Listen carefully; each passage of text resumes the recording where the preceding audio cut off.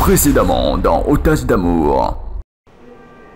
Vous êtes un grand homme, je vous donne un bon café au pluriel. Merde, le médecin, il a bien fait son travail. Hein? Ah oui. On dirait que tu as effectivement reçu une balle. Ça c'est clair. N'essaie même pas de poser tes fesses sur cette chaise. Mais pourquoi, chérie? Qui t'a invité ici? Chérie, je suis venu m'excuser. Je ne veux plus te voir, Jack. Sors d'ici. Chérie, déshabille-toi. Jamais. Tu ne peux pas te servir de moi contre ma volonté. C'est bon. Je vais me déshabiller toute seule. Je suis prête à t'offrir une vie meilleure. Ce qu'aucune femme ne le ferait en temps normal. Je ne suis plus une consommatrice. Je gère désormais les biens de mon mari. Mais je me tue à t'expliquer depuis la dernière fois que Sylvie n'est pas la femme de Mustapha Kamdem. Je viens d'apprendre que ta fille est officiellement mariée à ce type. Avoue-le. Je ne comprends pas comment on dit que Dima et mon beau-fils ont pu échapper aux mains de la police nationale. Je ne comprends pas. Et ça dit que les brigands sont plus forts, que toute la police se réunit.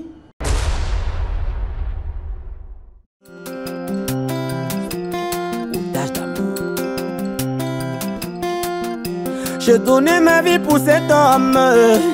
J'ai sacrifié mon mari pour cet homme. Mais il veut se marier avec une autre femme. Jamais, jamais, jamais, jamais je ne pourrai l'accepter. Jamais, jamais, jamais, jamais je ne pourrai le permettre. Jamais, jamais, si ce n'est pas avec moi, ce ne serait avec personne d'autre. Jamais, jamais, si ce n'est pas avec moi, ce ne serait avec personne d'autre. Il m'appelait mon bébé, il m'a fait du mal. Il m'appelait mon amour, il m'a trahi. Il me disait qu'avec moi, il m'a fait souffrir. C'était le paradis. Il me fait pleurer. J'ai appris que c'est un jour, j'arrache pas la violence. Ton amour bébé m'appartient pour la vie. Si ce n'est pas avec moi, ce serait avec personne d'autre. Jamais, jamais, si ce n'est pas avec moi, ce ne serait avec personne d'autre.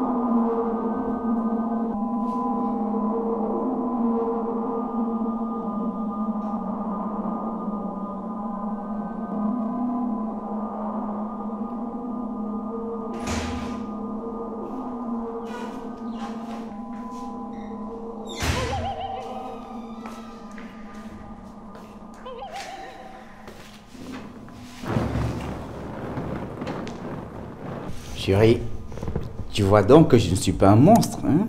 Tout s'est bien passé. Tu es méchant, cruel. Non, tu peux pas traiter de cruel un homme qui vient de te faire gémir de plaisir. La honte et l'honneur ne te disent rien pour que tu ailles de force au lit avec moi. Tu es malade sans cœur, tu es malade. Sans cœur? Ah mais écoute, mets ta main là. Tu sens comment il bat? Il bat pour toi, mon amour. Sylvie, mon amour, tu devrais te résoudre à me considérer comme ton mari.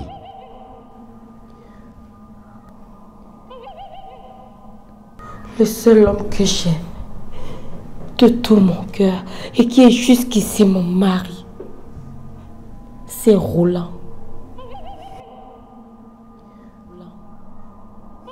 Et actuellement, il est au commissariat avec la méchante qu'il a enlevée. Et sois-en sûr, il viendra me libérer. Tu parles de Roland qui s'est enfui avec Edima lors de leur déferrement ou d'un autre?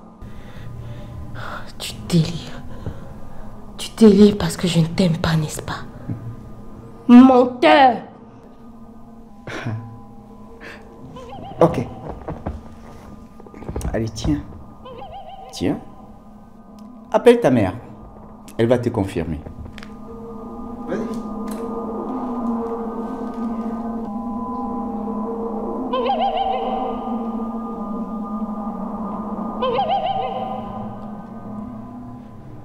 Allô, maman? Tu as des nouvelles de Roland?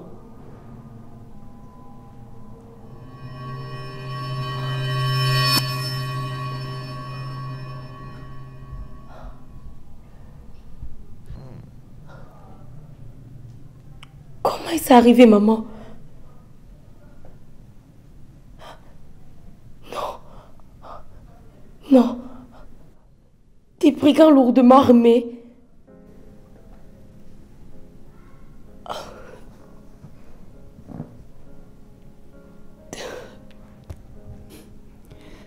Roland s'est enfui avec Edima parce qu'il ne t'a jamais aimé. Tu devrais être heureuse que je sois là pour toi, chérie.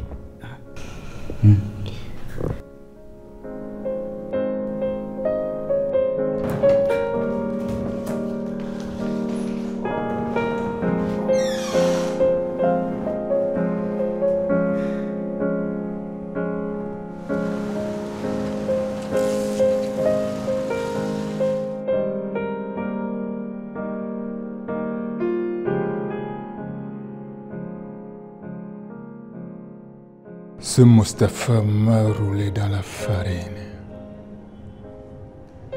À quel moment? À quel moment? À quel moment as-tu fait cet acte de mariage? Oh Seigneur, comment j'ai pu être aussi naïf? J'étais très bête. Oh merde.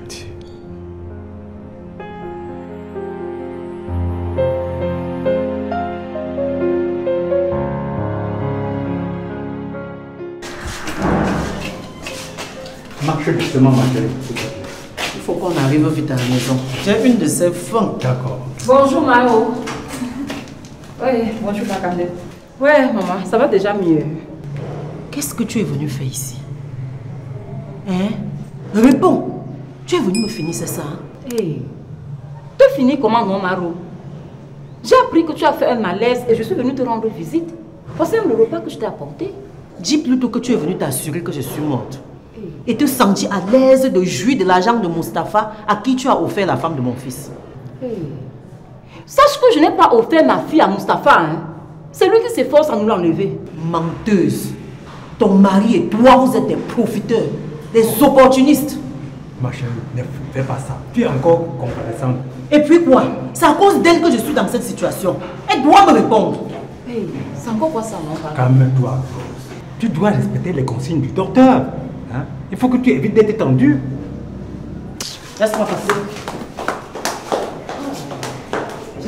Elle était vraiment malade, pas comme elle. Hey!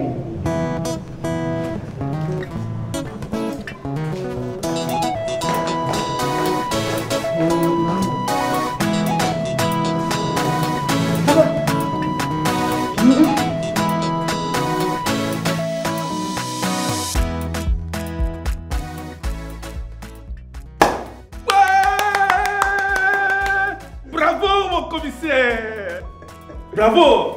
Oublions les stress, les grades et les droits de naissance et célébrons notre victoire.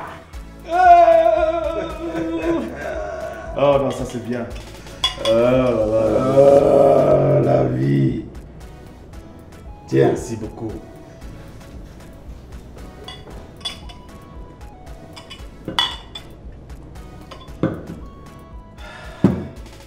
Mon commissaire, j'ai cru que nous n'allons plus célébrer cette victoire. Et nous y sommes. Trinquons. Oh là là. À nous la victoire. À nous les millions. Yeah. Multimillionnaire. Ah oui. En un seul clic. C'est magique. Ah oui. Tout ceci est arrivé grâce à toi. Ah oui. Parce que si tu n'avais pas eu la magnifique idée d'aller te coucher à l'hôpital et faire croire aux gens que tu as reçu une balle, on pouvait perdre cette opération. C'est ça, mon conseil. Et perdre les millions. Donc, trinquons pour ton ingéniosité.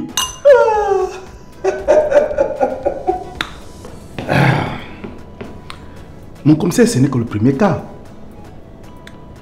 Je suggère que pour des situations similaires, qu'on ne lâche rien. Je crois que je vais devenir homme d'affaires, mon commissaire. Inspecteur Boyomo. Ah oui. Quelle idée. Fonctionnaire entrepreneur. Ah oui.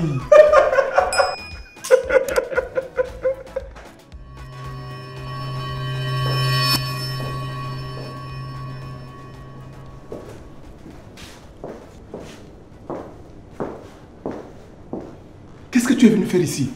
Mais je reviens de l'hôpital et on m'a fait savoir que tu es sorti. Donc je venais prendre tes nouvelles. Et qui vous permet d'entrer dans mon bureau sans vous faire annoncer? Désolé mon commissaire, mais... Non, attends. Un instant. Viens. Comment tu peux faire des erreurs pareilles? Inspecteur Tachene. Mon commissaire. Venez là. Comment avez-vous pu faire entrer cette dame dans mon bureau sans l'annoncer? Nous on sait que c'est la femme de l'inspecteur Boyomo. Et c'est le bureau de l'inspecteur Boyomo ici? Regardez-moi moi.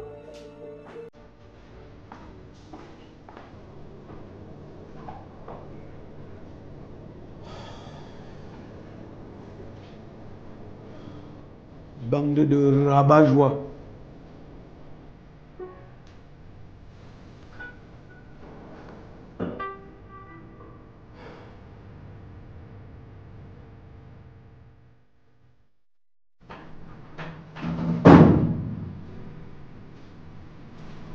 C'est comme ça que vous travaillez, monsieur le maire.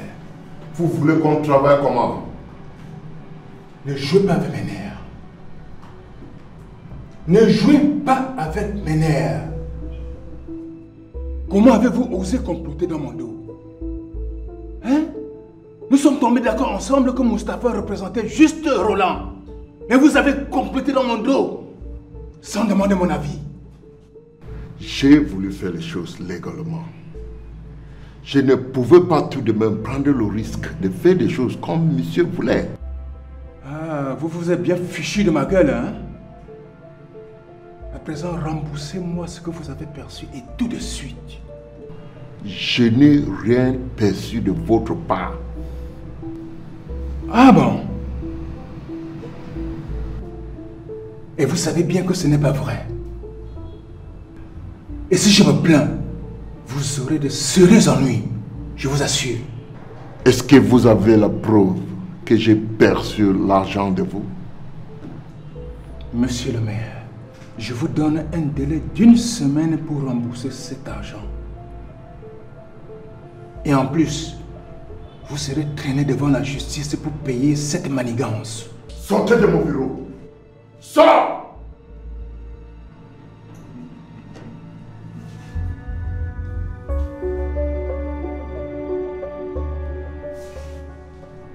Monsieur le maire à la trouille.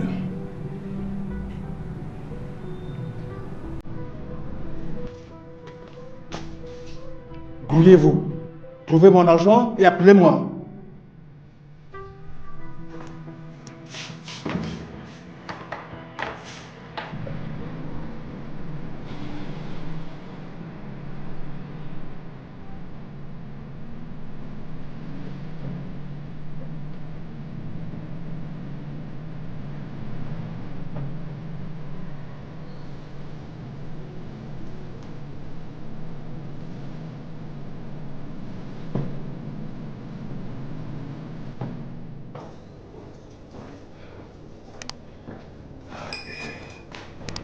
Mon conseil, nous étions à quel niveau?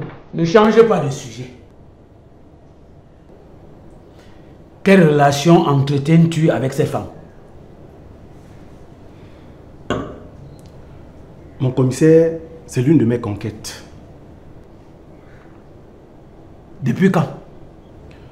Depuis que nous avons entamé les enquêtes sur Edima. Merde. Ibé, il faut faire attention, hein? Tu ne penses pas qu'on peut avoir monté cette femme pour nous espionner et surveiller nos actions? Je ne pense pas, mon commissaire. Elle ne peut faire une chose pareille. Je vous le dis avec assurance. Assurance avec une femme? Vraiment? Mais quelle école de police as-tu faite pour être aussi naïf, inspecteur?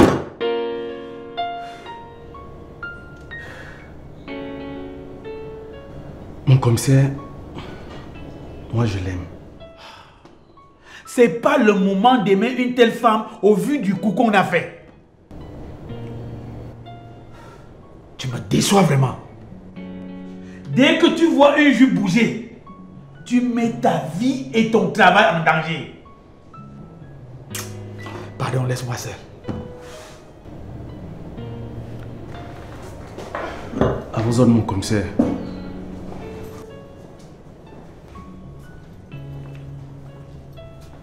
Ouais, dis donc. Le commissaire là aime trop bavarder. Tu travailles bien, il bavarde. Hein? Voilà une affaire de 15 millions qu'on a eue. Il me donne que 3. Puis encore, il veut m'empêcher de vivre. C'est quoi? Je ne dois pas vivre ma vie.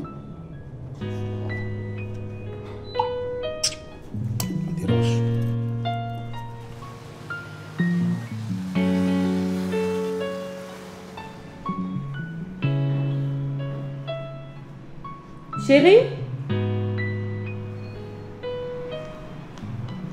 Chérie?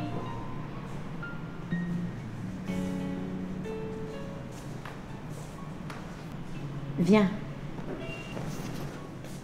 Regarde ces documents.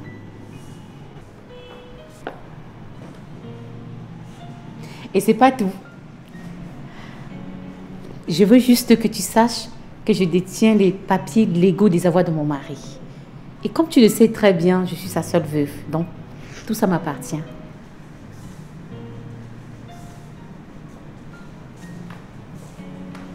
Et alors? Mais mon amour, il faut que tu prennes conscience du pouvoir que nous avons entre les mains. Avec ça, nous serons hyper riches. Et nous allons vivre très heureux, bébé.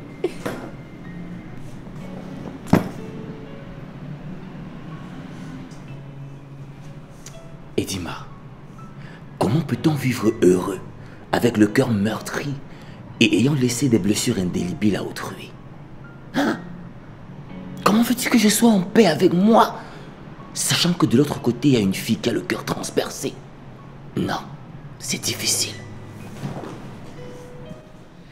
C'est difficile parce que tu veux voir les choses ainsi. Ressaisis-toi, mon amour. S'il te plaît.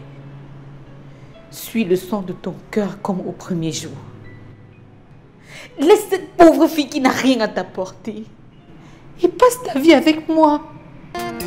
J'ai donné ma vie pour cet homme. J'ai sacrifié mon mari pour cet homme. Mais il veut se marier avec une autre femme. Jamais, jamais, jamais, jamais.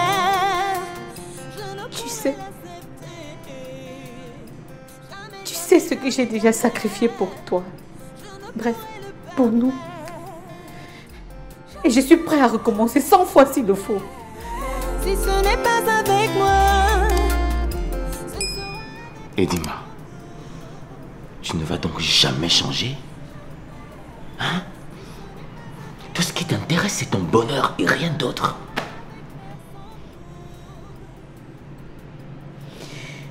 Jusqu'ici, tout ce que j'ai fait, c'est pas amour pour toi, Roland.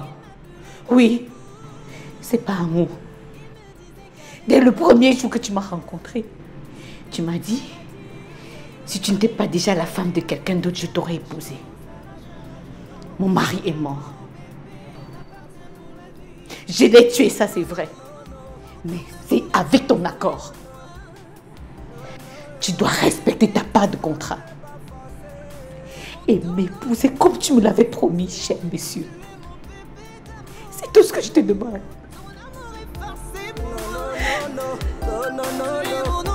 L'amour n'est pas forcé.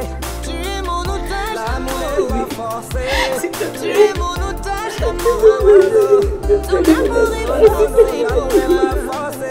L'amour n'est pas forcé. Je t'en supplie. L'amour n'est pas forcé.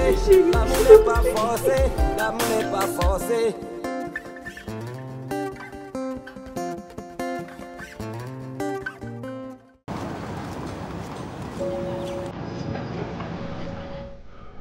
Oh Seigneur, qu'est-ce que ma fille unique va devenir?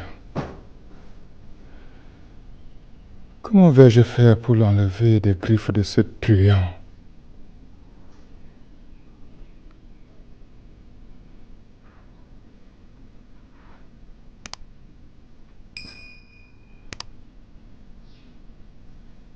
Si Mustapha peut faire ça, cela veut dire qu'il calculait mon enfant depuis.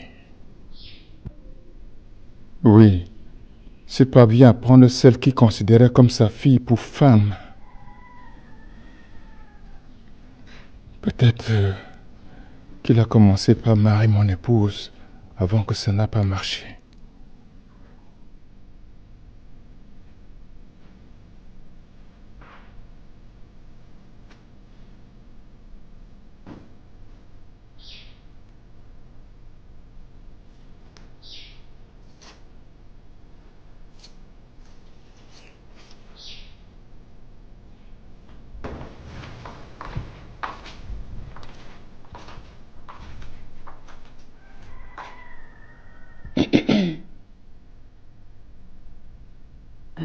Martin? Eh oh! C'est quoi cette terre de berger qui a perdu son troupeau? Je suis seulement dépassé par les événements à Orchel. Tu es seul à la maison?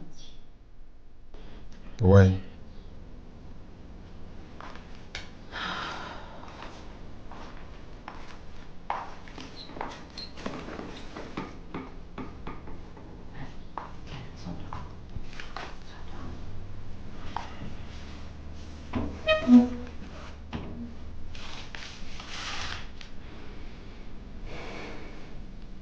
J'imagine ce que tu traverses, mon chéri. Mais ce n'est pas une raison pour s'affaiblir. Tu sais ce qui me choque? C'est que le mal ne vient jamais loin.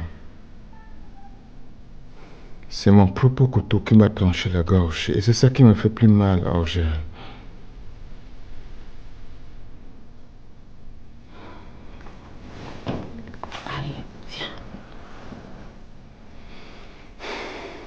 Ça va aller, d'accord? Ne te lamente plus autant. Je suis là pour toi.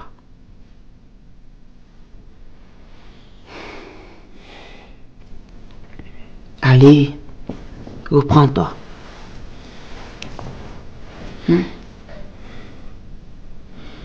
Je vais essayer. Merci beaucoup. Merci. De rien. Merci infiniment.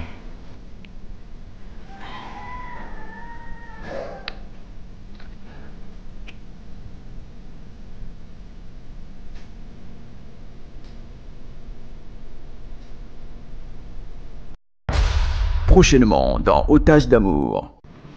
Comment tu as fait pour entrer en possession de ces duplicata de leur acte de mariage? J'ai appris la nouvelle, j'en étais surprise. Et quand je me suis rendu compte que c'est vrai, il fallait que je t'apporte les preuves. Sortir Roland du pétrin est notre souci, tout comme retirer Sylvie des griffes de Mustapha. Qui a mis Sylvie dans les griffes de Mustapha si ce n'est lui? Il ne l'a certainement pas fait pour rien. Arrêtez de m'embrouiller, ok? De toutes les façons, je ne partirai pas d'ici sans mon argent. Ton ami Jacques est arrivé et a tenu à t'attendre. Maman, comment tu peux faire asseoir un inconnu dans cette maison au point de sympathiser avec lui? Il est sympa comme tu le dis, et c'est tout. Arrange-toi à rembourser la dot que j'ai prise en Candem, le père de Roland. Tiens, voici le chèque de 2 millions de francs pour la dot de Sylvie.